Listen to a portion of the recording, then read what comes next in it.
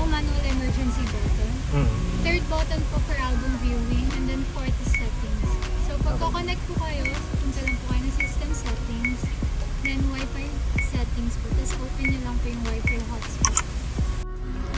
Yung default password nyo po, 1 hanggang 8.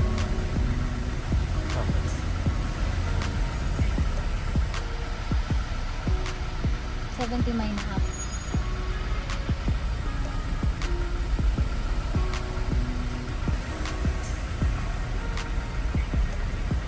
So, ito na po yung live viewing niyo sa front cam, and then ito po yung back cam.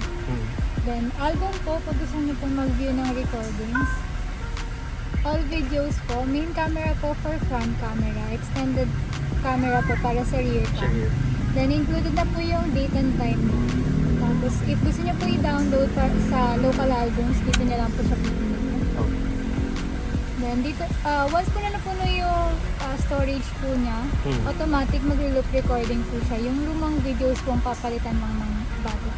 And then, emergency video po, dyan po masisave yung collision or accidents na madadetect po ng dashcam automatically. And then, manual po yung pag-delete ng files dito since nakalock po yung files niya. So, much better din po na laging sinecheck yung.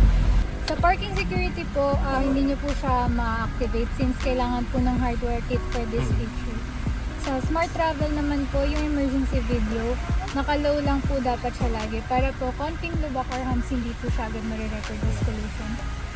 And then, voice control po, makakommand nyo lang po to once na naka-disconnect po kayo sa phone. And then, yung iba naman po is depende na po sa preference nila. And then, sa Wi-Fi settings po, pwede nyo pong baguhin yung Wi-Fi password. Tapos, system time po, calibrated na po siya same time sa phone nila.